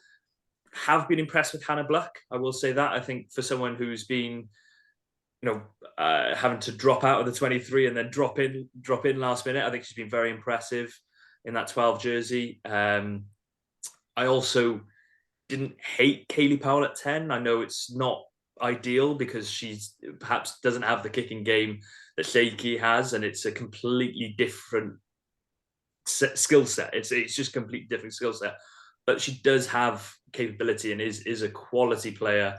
And I do think Nell Metcalf played particularly well, along with Natalia John in the game. I think she's been quietly good all tournament. Actually, I think she's been one of the quite positives when she has had to do anything. she looks like she's bulked out a bit as well, and looks like she's a physical presence in attack. And to be fair, does make some good tackles in defence. So I think Nell has been a real positive for someone who's still. I think she's still shy of 20, isn't she? I think she was 18 last year. So she's playing for Gwalia this season. Like, so yeah, so it's her breaking through. Yeah, and I think so she's signed a Gloucester contract off the back of it as well. And so Dan, what were your thoughts on Cymru women? 19, she's 20 in December now, Metcalf. I have no further comments to add. I thought you yourselves have summed it up very nicely. I would just like to refer back to my comments from last week that I think it's time for a new attack coach. That's. Can I just say also, I think John Cunningham will be very happy with as he was called on the commentary of Dirks. He called him John. Oh, that's where we just avoid saying Johan in like a strong South African accent. Can we? if we're going down this, Johan, like their head coach, the director. Oh, true. Yeah, that's true. When Lee it's the same pronunciation. We've got Piers in the front row. Piers Morgan is making an appearance in the Wales team. Like that was killing me. Like I know I had a rant about Dowie Lake, but Piers was different level. And then there was a mention of 14 men at one point, but I can get that. That's just it's like shouting man on. it has been poor. Sorry, the coverage. I don't think there's a man who plays Wales. But jeez, it was poor. Yeah, really. I'll be honest. It is something they need to work on. The thing like the BBC. I know, Sean, on the podcast, we have discussed about it about BBC have cut a lot of money and stuff, but they could have done a little bit more with this. I think. I don't think it's them, is it? It's not them. Yeah, sorry, they've bought the rights for a feed, but I feel like they could have. They could have put their own commentary guys on it potentially from BBC Wales if they'd wanted to. But I appreciate they are on the beer ass for money. I think as Carwyn knows quite.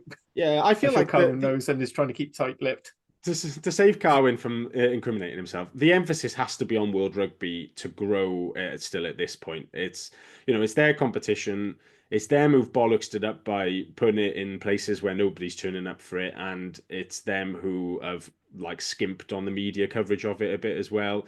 There has to be because I don't think WRU have covered themselves in glory with their coverage of the women's team over the last few weeks either. But exactly, so I think the World Rugby have to be setting minimum standards for the unions involved for their coverage, and they have to be. And there's not going to be a WXV next year because the World Cup isn't it, and I think they're reviewing what they're doing to do something similar for 26. Yeah, but they need to figure out a way that it will actually be successful, because at the moment it's the basic idea is right and it's good, but the execution of it is not quite there, and they need to go back to the drawing board and figure out how to get crowds in and how to get eyes on it outside of the stadiums as well. I get the impression almost that they got carried away with how it went when they joined TikTok, and it was TikTok Six Nations and all this was rosy, and they thought, oh, we can do no wrong, and then just became complacent and thought, oh, we can just shove it on anything and it'll work.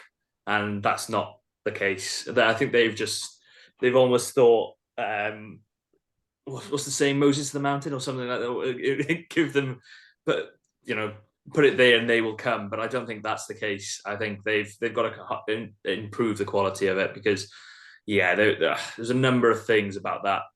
Putting it in a country where half of the players would be put in prison for who they love is a fucking bad idea. For a start, there's only a country that not is on a poor that not is the time zone's wrong, but deciding 3 o'clock on a Friday, that's when people are going to go watch rugby. Brainless, completely brainless. It's not been smart. What has come out of it is, I suppose, some very good role models in World Rugby have backed it and come out quite strongly on it. Sia Khaleesi being probably front and centre of that in recent times, and that's been a positive. But there are very few others, aside from performances on the pitch, a la Ireland, Canada, who had a very good tournament overall. And then you'd probably include Japan to some extent in that as well, despite being relegated, were impressive at points. So South Africa as well, I thought the Bok women were fantastic. Spain just made it look like WX3 was a walk in the park for them. They conceded should be. 1 try the whole tournament, which It is should be. They're much better than England managed, actually. they're in that nasty in between zone at the moment. I think perhaps really it'd be interesting to see a game between them and Japan and them in the box. Actually, I think. Yeah, I said, I think. Oh no, so it's Japan and Fiji play each other all the time. Samoa as well. The Samoa women quite impressive as well. Their 10 was the top point scorer. I've forgotten the name, but please tune in. We're going to record the women's pod tomorrow night. So please into that. But there'll be far much more love for all the WXV there as well. Any final points on Wales women, and we'll go into Wales squad. Yeah, and I mean the one thing I do want to end on that is when the most positive person around Wales women in Philippa Tuttiett is saying something needs to change, and I think she tried it as very diplomatically as she possibly could to say all the possible things, but kept coming to the same point. Maybe it's time to you listen and actually start putting some effort back into women's team more than just throwing some money at it.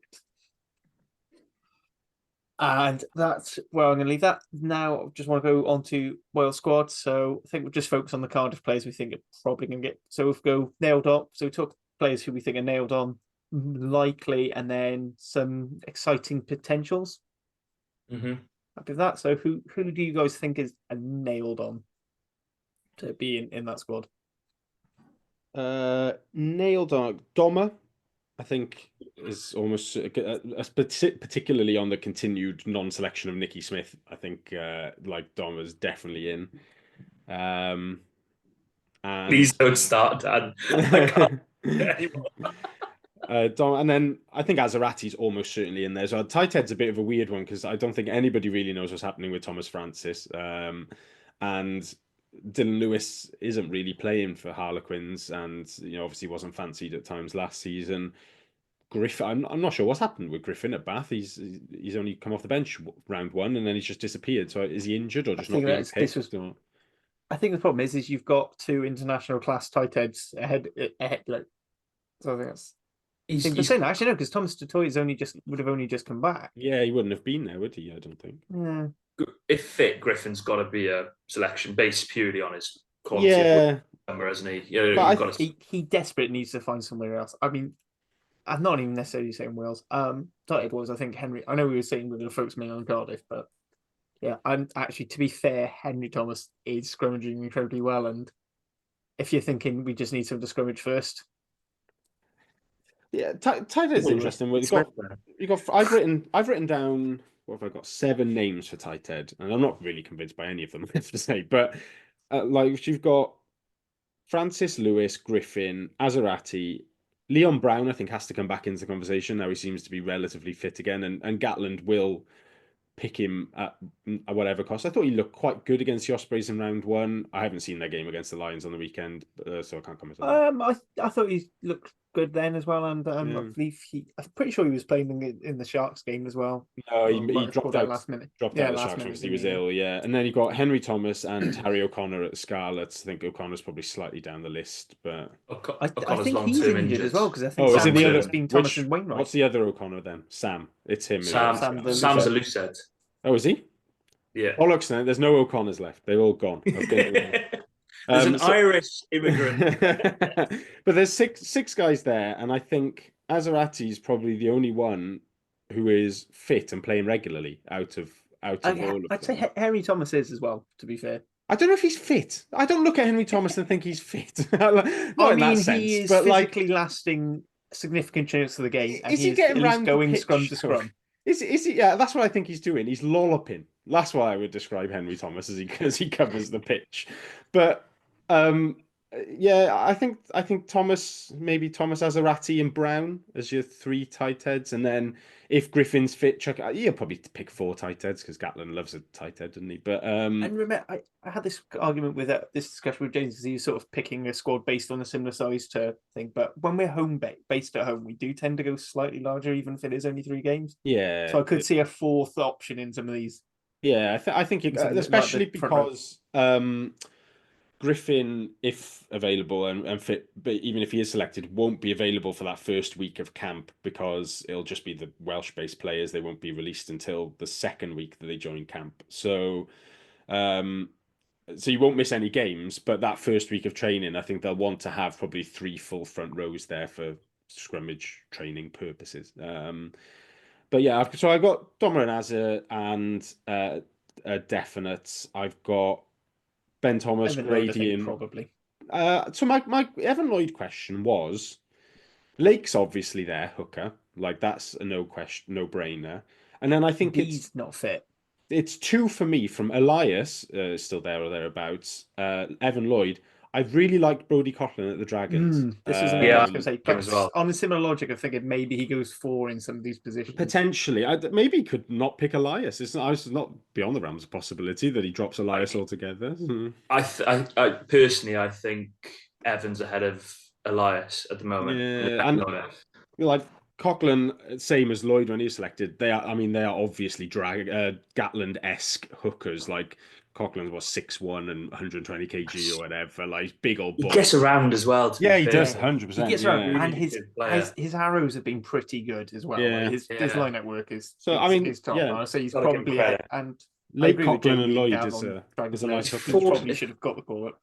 It's quite nice as well because he's really forced his way in there. Like he was what, 4th, maybe even 5th choice start of last season behind. Look at Bradley, D. Benjamin. I want to say there's someone else there as well. I can't think off the top of my head, but he's really forced his way into there to get in that question. And yeah. I think just for Lloyd there. I think I don't think you can like permanent marker him definitely in there. I think he's probably so we move him down to a probable. I think he's a high probable, but if he did miss out, like say he wasn't fit this weekend and then he missed out, I'd maybe get it if he went Lake Elias and Coughlin just for 2 experienced and then 1 inexperienced guy rather than Lake and then 2 inexperienced guys. But like if it was me, with obviously I'm picking the team with absolutely no pressure or responsibility, I'd go Lake, Coughlin and Lloyd, I think, at this point. So. And then other I think your other definites were Thomas and Grady. Thomas, Grady, and Winnett are my 3 backs. I think there's no real argument there. I'd put Bevan in there as well. I mean, in fairness, Bevan was very good in Australia. Because Thomas's first choice, okay, fine. And then I think there's a guy playing reasonably well most of the time at Ospreys who's probably not going to get a look in. Yeah.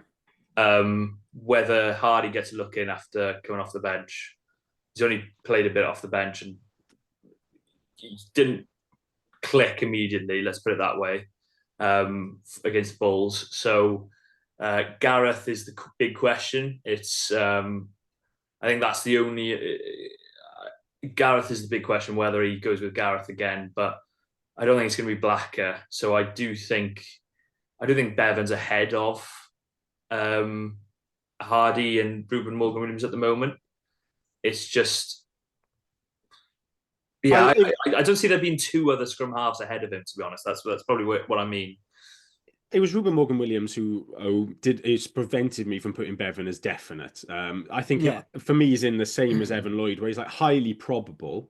But I think you're right in that Gatland doesn't seem necessarily inclined to pick Ruben Morgan Williams. So yeah, if you're debating it on who actually should be in there, then it is a debate. If you're debating it on who Gatland's likely to pick, then yeah, Bevan probably is a definite then, because he did play well over the summer. I thought he was pretty good again on the weekend for us, but I don't think he's still like properly fully match sharp there. No, he's not. What I would like, I think he does need to improve, and being in an international camp will help that, is he really needs to improve his sort of organisation of the breakdown when he's kicking the ball away.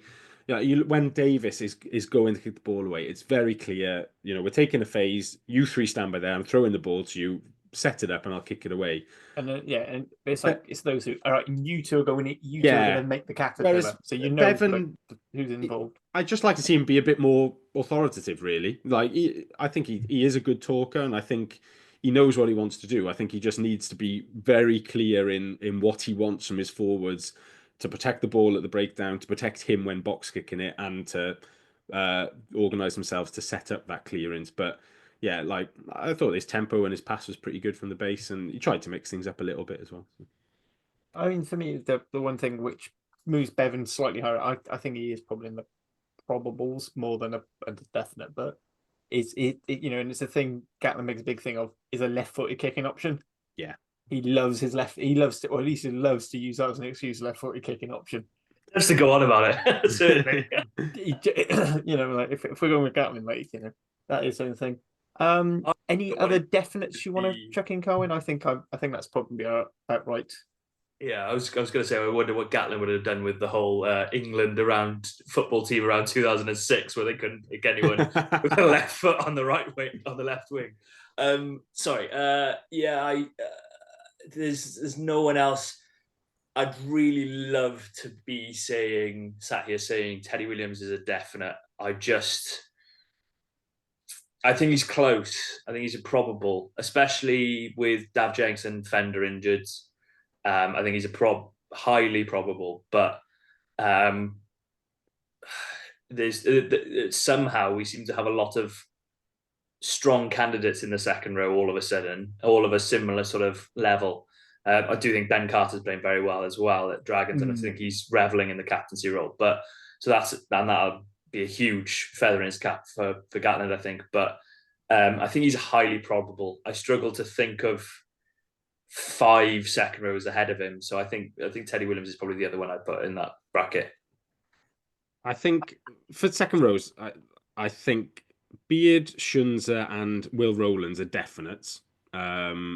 And then I think you've probably got 2 from 3, which is Carter, Teddy, and then somebody who I think will get in purely to capture him is, I think Gatland will call Freddie Thomas up just from Gloucester. And I wonder if that might actually mean that Teddy doesn't quite make it, not on any sort of playing form thing, but he's going to get Thomas in there to get him involved, I think. And just because he's based in England and he's English qualified as well. And so then it becomes basically a shootout between Teddy and Carter. And maybe I think, you know, with our Cardiff base, like tinted glasses on, you know, Teddy's been really good. But I think from a neutral, if you try and look at it from a neutral point of view, I don't think there's anything in it between the two of them necessarily. I think what maybe tips it towards Carter and Gatland's mind is that Carter's is more ready to be that tight headlock at the moment, whereas Teddy's more of your loose headlock and a bit more mobile, and that we're always looking for more tight headlocks. So, playing wise, I absolutely agree. There's not 5 better locks than him at the moment, but I think he might unfortunately end up unlucky on the basis that Gatland needs to get Freddie Thomas in there to cap him. I'm gonna say something now that's gonna throw a massive target on my back, right? And I'm aware of this, and actually I don't think it's gonna happen. But you think Beard's shit? I'm not. I don't think Beard's been playing that well. He's looking, you know, a bit like when Pivac dropped him, and he was just sort of ambling around, and it took him being dropped, and he got this rocket up his arse, and he started doing what he does best again. I don't think he's been terrible. I don't agree with the initial statement that he's a definite. I don't think Will Rowlands is also a definite. That's slightly more controversial, but I don't think either of them are guaranteed to appear in a Wales autumn squad. I think there could be a couple of high-profile casualties this autumn, and I think one of those could be it. I'm wondering with Rowlands. That's based on zero knowledge. I do wonder with Rowlands if it's a case of Gatland's just thinking, I know I can call on him ready for the Six Nations, and Gatland has never given a shit about results in the autumn. Like, never really. Like, you know, for him, it's always been Six Nations. Or you could argue he didn't give a shit about the last Six Nations. And I do wonder if he's thinking, do I want Rowlands to have to keep travelling back and forth to France? Or do I say... He shouldn't have to travel back and forth though once he's in the squad, like this time round. Because if he's in the squad, he'll be in the 23. I think. But I do wonder if it's one of those things that, a bit like what they said with sort of Thomas Francis, where they basically said, "Just we know you're there. We'll you know, like I still fully intend. I still think like Thomas Francis' contract ends 2026, so I think that World Cup season, I can see him getting a quick deal at like one of the Welsh sides." on the proviso that he's basically just playing for Team Wales and he's there ready to go if needed. I do, yeah. I'd like to see. I think, but I agree. Teddy's definitely more possible than definite.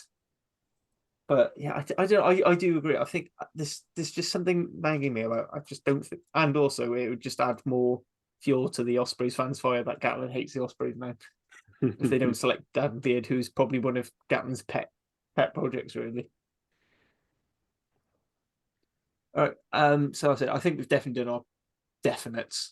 So we've mentioned a lot of the probables in this with Bevan and Teddy and a few others. Any other people who we think probably could make the squad?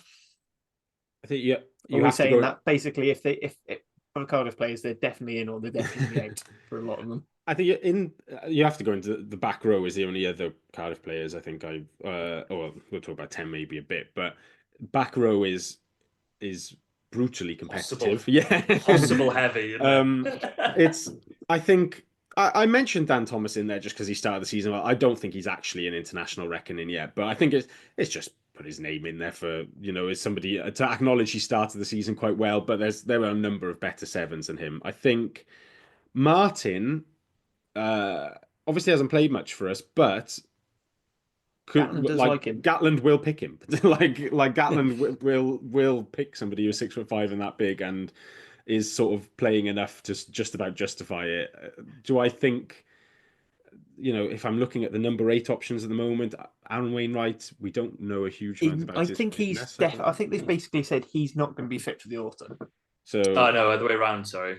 he is fit. Today, Wainwright could make his return against Connacht, which is the weekend before.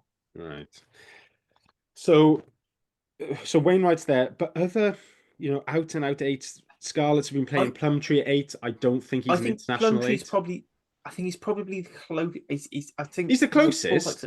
He's the closest, and then after that, I'd say maybe Basham is in terms of an athletic mobile 8. Yeah, I don't see him getting in that back row as a 7. You won't get in as a 7, but I think he'll go as a secondary 8. That's where I think Basham will go. I could see Basham being the 20 jersey and it just be wherever I think to slot in. So Basham comes into my Botham then question mark. So I think if you look at the back row, I think Morgan and Reffell are your 2 open side options almost certainly.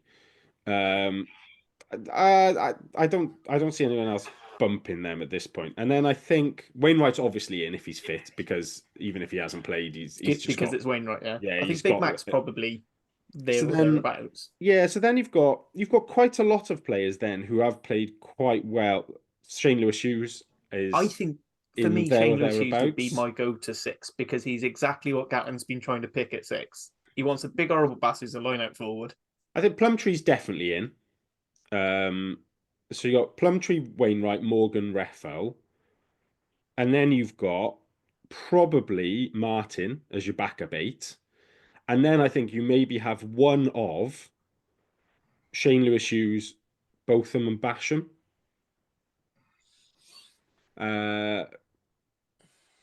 Unless you, for me, you're very light at 6. I know Chunza can cover there, although I think he's played his best rugby for Wales. Wainwright, you could have Wainwright 6, Martin 8. Yeah.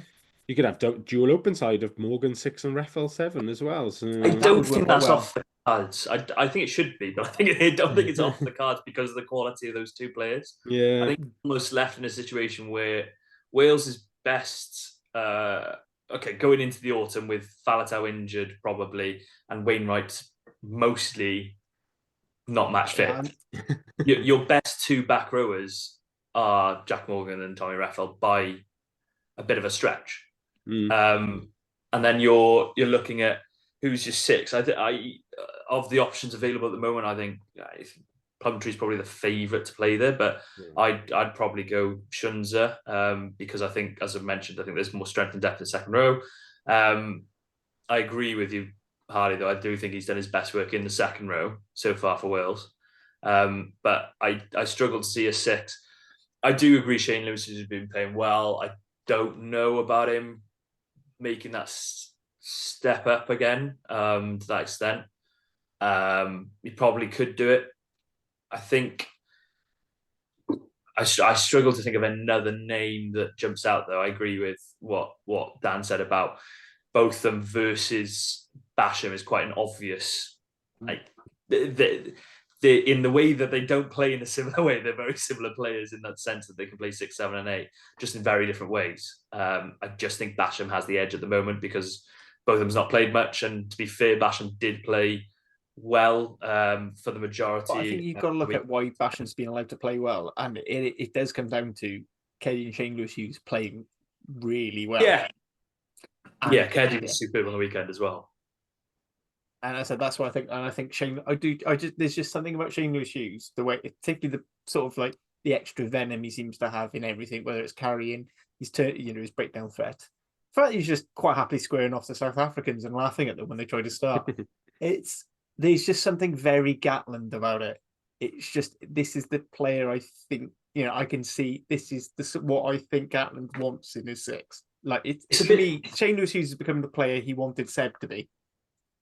It's a bit surprising to me because I thought Woodman would be the guy. I thought this was the season Woodman would kick on and be that man, but maybe it's a little bit early for him and in that taking that mantle up as yet. The other option, who we didn't name, who I think has been playing very well, although admittedly he's only really been playing second row due to injuries, is Ratty, who again I think is there. But I do think, like, last season it was quite easy to pick on Gatland for not picking Ospreys players, whereas I feel like this season so far maybe he's got a bit more of a valid point. I think Ratty misses out. Nothing again. I agree with you. Has been playing well. I did think of him a minute ago, but he's not going to play 8. He's probably not going to play 6, and he's not going to play second row. So that's kind of where I see it, is that he's almost a victim of being quite versatile and slotting in at the Ospreys in a second row and fitting in that row jersey. But as we mentioned earlier, the options at second row are so high, and then he's not played enough 6 to slot in at 6. So that's kind of how I see it. Any final thoughts there? No, I agree with that. I think just ultimately Martin is probably in there, whether whether his form and playing time deserves it or not. I think Gatland probably does, and I agree with what Karen says on a both of them v Basham head to head at the moment. I really like both of them, so it pains me to say it, but I think if I'm being objective, I think Basham just nudges ahead of him at the moment, but. That could, what I would say is, as we've picked both of them in our starting lineup, if he goes in as a Stormer this weekend, that could tilt back the other way as well. That's not a definite one, both of them's get a red card this weekend. Yes, he could do that. But he's a player who has obviously got great quality and is, I don't know if I quite test match animal him yet, but he rises to the occasion of a test match whenever he plays for Wales. I think he just needs he just needs to stay fit for more than about 5 games in a row, essentially. Like he's been desperately unlucky with his injuries and his fitness. So if he can, maybe it wouldn't be a bad thing for him to not, if Basham were ahead of him and he was to play for us this weekend against Ulster, have a few weeks off and then have a really good festive period, be there or thereabouts for the Six Nations squad then. But the only thing I would definitely say on the back row is that if Faletau gets picked by Gatland, having not played for Cardiff, I'll go and slash all his tyres so he can't drive to the Vale. No, what you need to do is you need to slash all but one of them, and then it won't come under insurance for militia. Just like a police friend of mine. That sounds like somebody who's got experience. What are you trying to say? Interesting knowledge behind. I just know some very random things around insurance. Okay. Some mean people be going around the magic roundabout again, is it? Bloody stiff me. My last Wales, just veer away from the magic roundabout. My last Cardiff / Wales point is 10, and does Sheedy make it or not? I don't think so. I know he's been playing well in patches, but there's one thing Gatland was trying to say, which is what he wanted: a big physical 10 who's going to stand up in defence. And Sheedy's shown that isn't him. And I think as well, goal kicking's a big issue. And Gatland, and I don't, with the way Gatland's setting up his team, I don't see another goal kicker being necessarily. I don't see it personally. I think Ben Thomas potentially Sherrer's your second choice 10 with Anscombe starting. I don't don't even just. know second choice. My question is who, because I've got the list of potential 10s. I've got Sheedy, Anscombe, Costello, Lloyd, Dan Edwards, and then I've chucked Lloyd Evans in there as well, just at the end. But like, I think he's definitely over it, but yeah. I think He's been playing well, to be fair. Give it to him. he's gone all right, and he is a Welsh 10 essentially. It's not a list of like possibles; it's just a list of Welsh 10s, really. Yeah. But I think we'd all agree Anscombe's like a definite. Like, I think he is now. Yeah. yeah, and then sort of, I look at the others and. You can't really make. I don't think you can make a strong case for any of the others to be like full on definites. Costello has not been that impressive at the Scarlets this season. Lloyd was good on the weekend, but is he a player that translates to the Test arena in this Wales team in particular? I think Dan Edwards has been pretty good for the Ospreys, but is still very young. And do you want to expose him to that at this point? Sheedy, I think Harley made some good points around his defence and his physicality, his goal kicking, has shown nice touches in attack, but I don't think you can go all out and say he definitely deserves to be in there. So it isn't like the best. It wouldn't necessarily surprise me if Sheedy slipped in, particularly as a bit of experience there and decent kicking out of hand. Anscombe, Sheedy, Thomas as your 10s. Yeah, it's almost a 4-into-1 where you go the ones in form, which are probably Dan and Lloyd to some extent, although it's been inconsistent form, are probably the ones you think are the least favourites in terms of experience and in terms of Gatland. And well, I don't know what he thinks of Dan, but I'd have probably had a look at him over the summer. But I think Dan.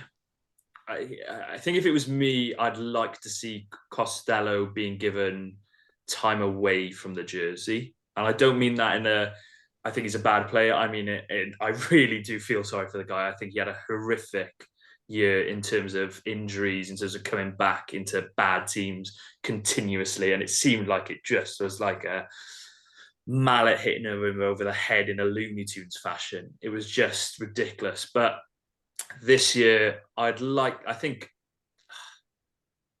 if you'd have asked me pre-Glasgow, I'd have probably said Sheedy, and now I'm not 100% sure. It's a really difficult one. I think Sheedy in attack offers a lot. In defence, it's questionable. I don't think you can turn to the other three and say they're brilliant in defence. I think Costy's probably the bravest, but has had the most injuries. Dan's decent in defence, and Johan's not too bad. But if you were to put a gun to my head and say which one I think Gatland's going to pick, I'd probably say Costello. But I would really like to see Costello be given time away from the jersey just to get back to playing good rugby and being back on form. I think it did him.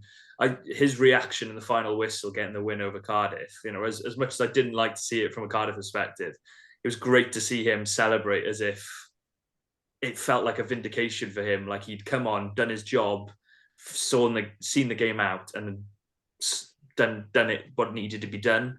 But yeah, if it was up to me, I'd pick Dan, but I think it's probably going to be Costello. I think Dan Edwards does remind me of exactly the sort of, like, he just reminds me of young Dagenbigger. And I know he's going to get that comparison far too often, but there's just something about him where he's composed. Like, he's got the composure. And he has no issue, despite basically, being like fresh out of primary school, he's not afraid to start bossing forwards around and saying, "No, this is what I do." The balls to go for that drop goal against Stormers. There's just something there that says to me he's probably got that test match mentality where maybe Costello doesn't quite have it yet. And I think I agree with you. I think Costello does need to be maybe just shied away from it, just to avoid having another Priestland, where basically the media and the fans are all on his back, and now we're in a social media age, even more so than Priest. It's going to get that little bit worse. I do think Johan Lloyd is a very confusing thing for me because I feel like he should not work in any way, shape, or form but somehow gets away with it. And I mean that in the highest praise possible. But like some of the times when he just runs into traffic, you need to stop running into oh, hang on, how? Because you're just so dirty, like you can't actually tackle him low, so he bounces you. But yeah, he's a beautiful rugby player to watch, though. I got to give it to him. He really is. Yeah, great. It both, I assume for coaches, infuriating and brilliant at the same time. He's got all the balance in the world, and he's got all the confidence in the world. And if I really wish you could inject what he's got into Costello in terms of confidence and trust, and similarly, she's got that confidence. She's got that. F it, I'm going to do it. You jump on my back and follow me, boys. And I just would love to see that just streamlined into Costello. That because I think he believes in himself, but not to the extent the other two do. The other two is like, I am the man. I think that's one of the things they say about like you'll never make it as a 10 if you do not have like almost unashamed self-confidence. Levels that I know any mere mortal would be ashamed to have any moments of confidence like that. But I think for a 10, it's almost required. But I think part of the reason why Finn Russell's basically has always been in the conversation one of the best 10s is because he also doesn't let mistakes bother him. Whereas I feel like sometimes with Costello and some other 10s we've bought that have come through the Welsh system, one mistake just trickles and it gets worse and worse and worse. And I do think that sometimes happens with Costello, whereas I think Ewan Lloyd is a bit better at shrugging it off. Again, it just goes back to the self-confidence thing. Otherwise, I'd say Bigger was like that younger. He could lose his head after having a shock early. Bigger could lose his head after having a shock early doors. So it's not by no means it's the end. I just really would like to see him taken out of the limelight. That's definitely not saying someone could. I thought, yeah. I just think maybe we need to protect him as he sort of came. He's sort of that backup third choice 10, with too big experience, and then Ganscombe has another horrific injury. Bigger retires, and then he's sort of thrust into number 1, and and then he gets injured, gets thrown back in when he's not quite fit and ready because we needed a 10. And I just said we were trying to keep this to Cardiff, and I think we basically just discussed every Welsh qualified player at the moment. Have we got any other? I don't think there's many more Cardiff players to talk about in the Wales conversation, really. Really outside, and it's simply because of the surprisingly suddenly lack of options on the wing is Hamer Webb as a really left field. I do think the probable is Blair Murray to fill that void. I do think it's probably going to be Grady, Rio, obviously, and Blair Murray. But if Grady's slotting in at 12, which he may do, there's an option. You probably need another winger alongside, and I do think Hamer Webb has an outside bet there. But it's probably a bit of a stretch maybe at the moment, given his game time more than anything. Right. Dan, any last things as we are getting very steadily close to the 2-hour mark? No, that was all my Cardiff players. So I hope you feel that. I hope you all enjoyed listening to that. Probably far more in-depth chat than we initially planned on the Wales squad, and very little about that. The less said about that Scarlets game, the better. Thank you, Cowan. Thank you, Dan, for joining me, and thank you all for listening. Ta-ra.